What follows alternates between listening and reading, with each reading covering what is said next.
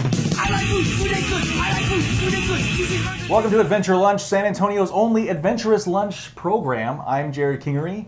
And I'm Cyber Bob, a.k.a. Bob Gambert. That, again, we've established that your real name is, in fact, your alter ego now. More people know me as Cyber Bob, which is a sad statement on my life. That's the same thing you said last time. You're repeating jokes. It wasn't a joke. Oh. Hey, where'd we go this week? We went to a place called Bunz, all right? And it's over on South Presa, 1012 this South is Presa. Bunz. Got to Bunz get a here. picture of it there. We've gone high tech here with the iPad. Yes, I like it. We've got a full screen here. This is Bunz. Yeah, South Presa, Southtown. If you know where Taco Haven, and a lot of people know where Taco Haven is. Actually in the same building, a little farther down, yeah, like you said, in Southtown. Right. And if you know Bubblehead, it's kind of cross street from Bubblehead. The actual cross street is what? Sadie? I think it's Sadie. I don't know. Presa. I didn't pay attention that closely. But it's Southtown. You'll find it. It's Bubblehead Tea. Like you said, Taco Haven is actually, they share the building. It's a huge building, and they're on the other end of it. Right. And you've been here before. I did some scouting. I've been doing some scouting missions. I actually went to Bunz twice before we went, and I had a couple of. Cheating? Is that cheating? No, it's research. Research. Okay, and Bunz is I should be commended for this, actually. And Bunz is known for big, giant food, right? That's kind of their deal. Yeah, I mean that's Arnold, the owner. We talked to him a little bit, and that's what they're all about. Huge proportions. We've got a clip. My thing is eat big or go home, which is where the extra large hot dog came from. I know not too many people are a fan of that. I have people that come in and ask, well, do you have anything smaller? I'm like, well, no, that's a concept. That's what we're trying to do. If you want to come in and big out, come to Bunz. So yeah, large portions, not proportions. Proportionally, it's huge. Proportionally to other food, it's huge. Yeah. So we started off with some fries and onion rings here, half and half. What'd you think of the fries?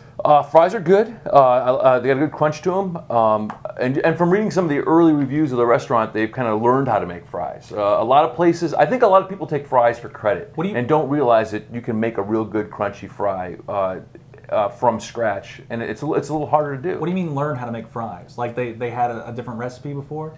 I don't think a lot of people understand that fries aren't just taking some potatoes, cutting them up, and throwing them in the grease. There's more to it than that. Did they change since the time you had been there? They've gotten a little bit better, but reading reviews on Yelp, I saw a lot of early complaints about greasy, soggy fries, and ours by no means were greasy, soggy fries. Right, and the onion rings you'll see, we'll put the still back up, those are a little different than like what we're used to over at Big Bob's Burgers. Yeah, a lot of people like the thicker onion rings. These are the thinner, almost Jim's style. You know how Jim's does the thinner style, but they're still very good. Yeah, very good. It's a different style than what we've had before in past adventures, but it's your typical onion ring. With a real tasty batter on it, though. Yeah, too. no. So you ordered. Well, I went with what they actually call the All-American dog, and now I was torn. Because I didn't know if I want to get the All-American or the Tex-Mex. Okay, this is a picture of the All-American dog. That's 18 inches long. Oh, it's 18 inches? I thought it was a foot. I didn't measure it. 18 inches. 18 inches. That would make sense because it did look very long. It's huge. This is 18 inches. As you can see in the picture, well, I guess we should have put something next to it to create a sense of scale. It is. It's a huge hot dog. It's more than most people can eat. And this is not just a long, like you know when you go to Vegas or like Coney Island. It's not no skinny hot dog. This is a thick, all beef Frankfurter. This is a giant tube of hot dog. I should stop right there with that description. This is a giant hot dog. And it's smothered with stuff. There's a ton of chili on there. As you can see, again, there's chili, there's onions. I guess there's two kinds of onions, right? Green onions and red onions. Yeah, and they have the cheese sauce on there as well. Let's go to the menu here. What do they call this here? All beef frank with mustard, signature chili, onions, and smothered with Rico's cheese sauce. Which is actually just down the street. Right down the street. They had a cool, weird car out front. A Rico's car. Rico's Nachos. You know you're in San Antonio when you have Rico's cheese. It's huge, though. Right. I mean, I want to tell you, really, you could go with a friend and split that, and it's more than enough. That's more than enough. We split it, and it was way too much. And it's good. It's really good. Now, here's my thing. I try not to be negative. I'm going to be a little negative here. Right. And it's just a little advice for Arnold. Mm-hmm. There's some great flavors on this thing, but it's so huge, and there's so much chili and stuff on it, I couldn't really get it to hold together to take a good bite and get all the flavors at once. Because it's so big, I think they would actually do better by putting a little less chili and a little less cheese. Didn't you hear the clip? There's no place for that at Bunz. I know. They don't do smaller. I know, and they say that people come in and give them this advice sometimes, but I'm telling them for the taste of the food, it would actually be a little better to have a little bit less of that stuff on it. And I'm telling you, that hot dog was too huge to eat. He did present it with a fork and knife. Yeah, as we saw in the picture. And you need to really. Right. So maybe I don't know, maybe more of a plate style. So if you needed to cut it, because it comes in a basket. But even if you cut it, like with a hot dog, the great thing about a hot dog is you're getting all the different ingredients with each bite. But when you take and you cut something up like that, it's hard to get all the ingredients on each bite. I see. You see, that's what I'm saying. So I think it tastes fantastic, right. and I wanted every one of those ingredients in every bite. Maybe and you just need a bigger mouth. I don't know. I gotta I got a giant mouth as it is. Never heard that before. Anyway, I had they're known for their burgers, but they recommended to us the Philly cheesesteak. Yeah. And this is the steak Philly cheesesteak, as is traditionally known as the cheesesteak. Is that right? The way Well, you know, it's right not a cheesesteak that you'd get in Philly. It's a little different than that. It's a little different than that. But they do offer other varieties of cheesesteak. They kind of change it up a little bit. We talked to the other owner, Cleveland, and he told us about another cheesesteak that that's become pretty popular. The chicken cheesesteak. Chicken cheesesteak. We have a clip. You say, think of Philly cheesesteak, and everybody's thinking of traditional beef, but you take a little farther. You say, how about a chicken Philly? That's something that you don't see, just everywhere you go. Now, on one of my early scouting missions, I had actually tried the chicken Philly. And some people think that's like blasphemy. Blasphemy, yeah, like horrible. You can't do that. chicken, but it's fantastic. It's really good. So it's cooked the same way, right? Like it's basically just a Philly with chicken. Like you're not getting like a grilled chicken patty or something in there. Just substituting chicken for steak, really. So it's the health. Is it the healthier option, really? The Philly cheesesteak. I don't really think healthy should be used in this review. You can't really say that there's a healthy Philly cheesesteak. Wait a minute, is that a cat picture? There's a cat picture. Where's an iPad? Photo stream pops up all kinds of stuff. So many cat pictures. There's so many cat pictures. We have a clip. This is if you wanted to know how Arnold, the owner, is kind of the inspiration behind all the giant stuff. Right. He said Cleveland said he's a huge fan of. I can't remember the guy's name, the food challenge guy. Oh yeah, who can eat this thing or whatever. Yeah. Who can eat this thing? Is that what that's what the show is called. That's what the show is called. Who can eat this thing? Who can eat this thing? And then it was like they became teams. Adam Richman. Yeah. Anyway, so he has a picture of the burger that inspired him. This is in Philadelphia. It's great that he has a picture of the burger that inspired him. And it's a Polaroid, so you know it's old. And he's keeping it around on purpose, and it really did inspire him. Yeah, so he's inspired by this Philly. That's why you have the huge portions. Right, and they're working on more stuff. They want to do a 5-pound burger? Yeah, he's got all kinds of something plans. that you have to basically cook like a meatloaf. Yeah. And yeah, because that's the thing. When you cook a burger that big, you can't cook it traditionally. You can't just grill a burger because it's not going to cook on the inside. Right. So you're going to have to use the oven. You're going to have to meatloaf that thing. Yeah. That'll work. Now look, I don't think any review of Bunz can go without actually mentioning what they call the Memphis. What is that? Which I think is the best thing on the entire menu. We don't have a picture of this, but it's fantastic. The Memphis is their version of a pulled pork, of a Carolina-style pulled pork. Okay. Instead of pulled pork, though, they do sliced pork. Ah. And they have their own coleslaw on it. And then they add a barbecue jerk sauce that's fantastic. So what is jerk sauce? If people don't know, we've heard the term a lot, but what is a jerk sauce? It's kind of a Jamaican thing. It's kind of a little bit, a barbecue sauce with a little bit of heat on it, but almost with a Jamaican heat, if that makes sense to you at all. Not really. That sounds like a cop show from the 90s. Jamaican heat. Jamaican heat. Like a beach-based cop show that's a ripoff of Baywatch. And it'd be like there'd be the grizzled old vet they sent from Miami. That he wore out his last chance. Careful. That idea will happen. If we go back in time to 1995, we could pitch that show. No, they could pitch it today. Well, where would it air? Where would it air? It would be on USA.